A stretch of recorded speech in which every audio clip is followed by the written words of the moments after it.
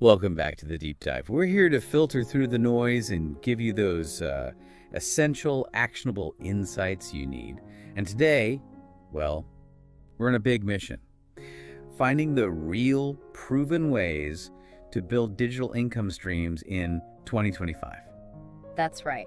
We've looked at sources laying out 15 distinct methods, and these are really tailored for, well, anyone's students, freelancers, people tired of the 9 to 5.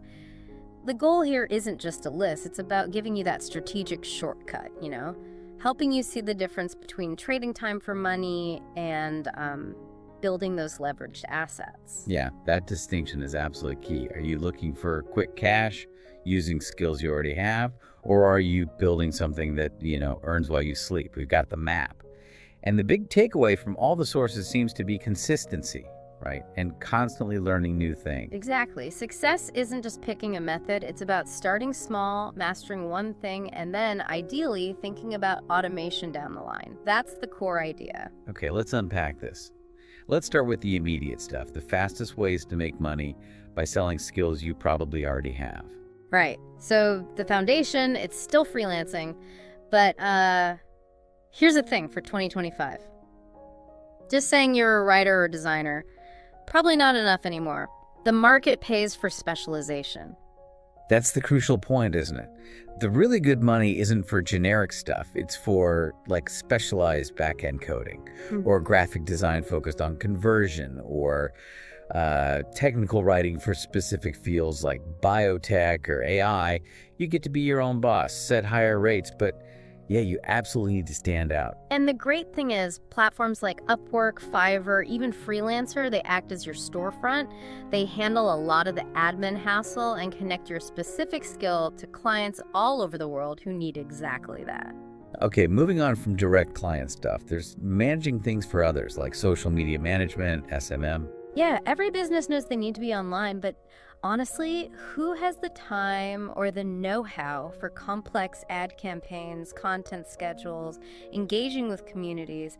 It's not just posting pictures anymore. SMM is strategic now. It's about ROI, running profitable ad funnels, growing the right kind of followers, which leads nicely into the virtual assistant role. Right, the VA. It used to just be email and calendars, maybe, but now we're seeing VAs specializing in particular software like implementing HubSpot or managing tricky Shopify stores or handling customer support for, say, fast-growing software companies.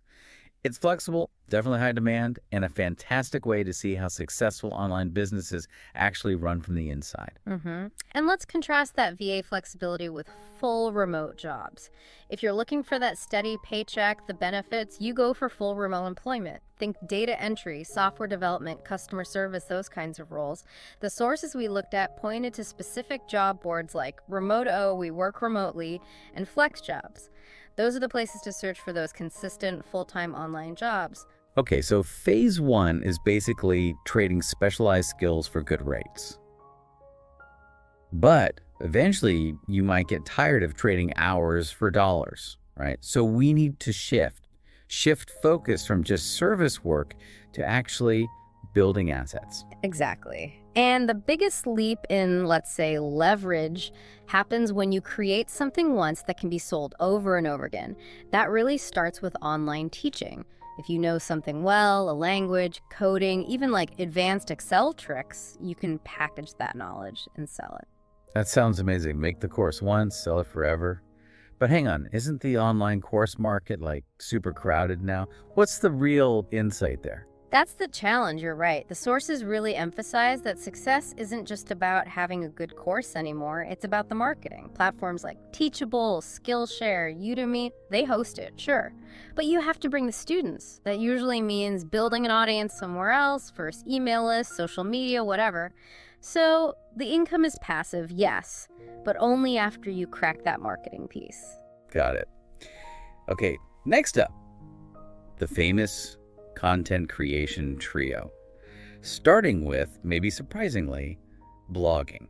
Yeah. Is that still a thing? Oh, absolutely. Blogging is definitely still alive, especially if you're passionate about a specific niche. Think travel, deep technical finance stuff, specialized health topics. The real money often isn't just from like random display ads, it's getting high value sponsored posts or using affiliate links effectively so you earn money, while you sleep. And that connects directly to YouTube and podcasting, doesn't it? With YouTube, the key seems to be relentless consistency. You've got to feed the algorithm constantly to build up views for ads and those juicy brand deals. Right. And podcasting, it really demands a tight niche focus. If you're too general, sponsors won't be interested. The power of a podcast is in that deep connection you build with a smaller, dedicated audience. That trust translates into affiliate sales or direct support through things like Patreon. Okay, and for people who prefer creating visuals, there's the pretty accessible route of stock photography and videos.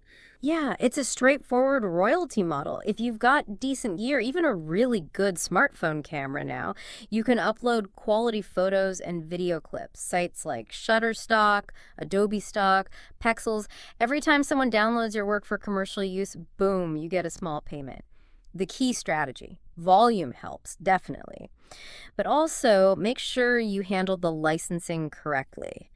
Know the rules about model releases, property releases, because getting paid once is good, but getting paid continuously from thousands of assets, that's better. Right. This next section feels like peak digital leverage because you're basically sidestepping the whole physical inventory problem. We're talking digital products. Yes, this is often that aha moment for people. You create something valuable once, maybe an ebook, a specialized spreadsheet template, custom photo filters, a piece of music, and you can sell it infinitely. No restocking, no warehouse.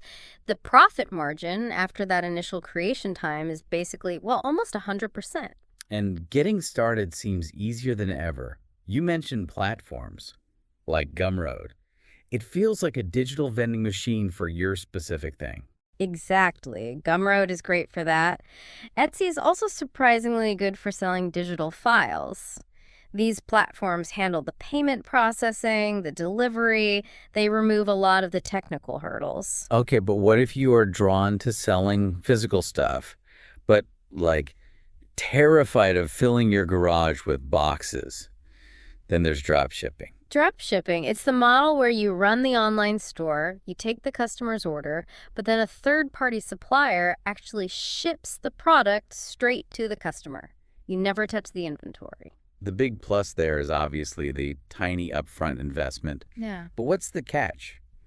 Because I hear drop shipping is way harder than it sounds these days. Oh, the catch is huge.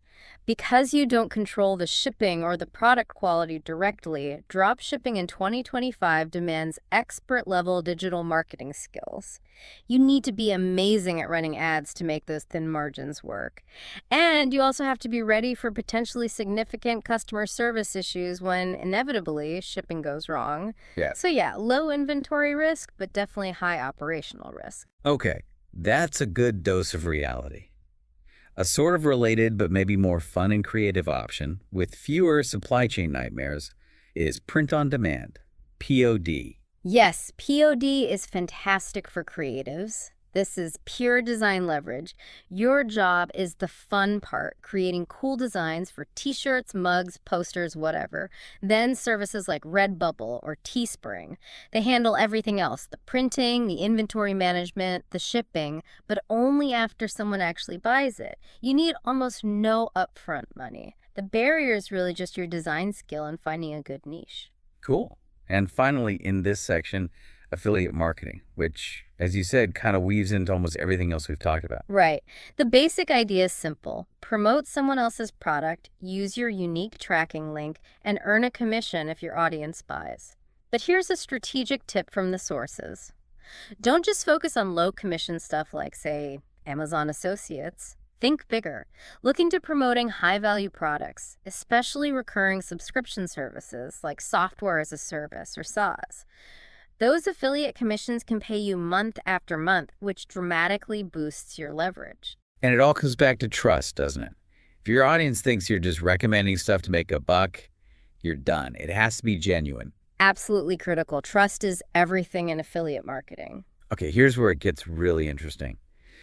We're moving into the newest stuff, the opportunities that really leverage scale and automation. Let's start with investing and trading online. Yeah, and we absolutely have to start this with a big caution sign. This needs serious patience, a lot of research, and very smart decisions. It is not gambling. We're talking about putting capital into stocks, maybe crypto, exchange traded funds, ETFs. But the sources strongly advise against beginners trying to day trade actively.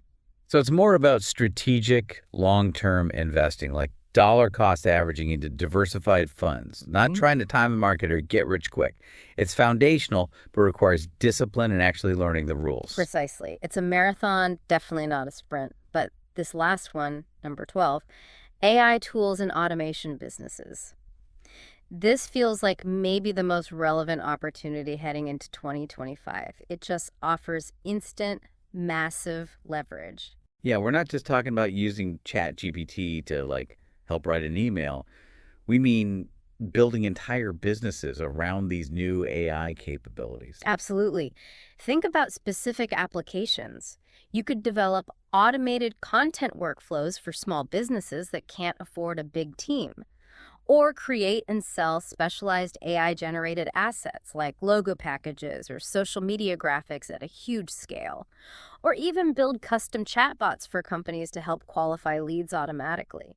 These tools let you deliver services much, much faster, meaning you can handle way more clients than a traditional freelancer ever could. That idea decoupling your output from the hours you physically put in, I mean, that is the definition of leverage, right? Hashtag outro. Exactly. So when you look at all 15 methods together, you see this kind of journey, right? You can start immediately with skills you have, that's fine. But the strategic aim should probably always be moving towards building those passive automated assets. Some need creativity, some need tech skills, but yeah, every single one requires real persistence. So what does this all mean? Well, it means the opportunity online is bigger than ever, but the market's also getting smarter. It demands sophistication. The key really seems to be just getting started, conquering that inertia, but starting small, picking a path where you can really specialize, command good rates, and then always be thinking about how to automate or scale it. Right. And maybe the most valuable thing you can do now is ask yourself, which of these streams offers the most leverage? Which one best allows you to grow income without just working more hours? That usually points towards automation and digital products. And building on that, here's something to think about. If AI tools are getting so good at automating basic content, design, even customer service, Yeah. how does that shift the value of, say, generalized human skills versus these super scalable automated digital products over the next 5 years? Which side of that equation should you be investing your time and learning into right now?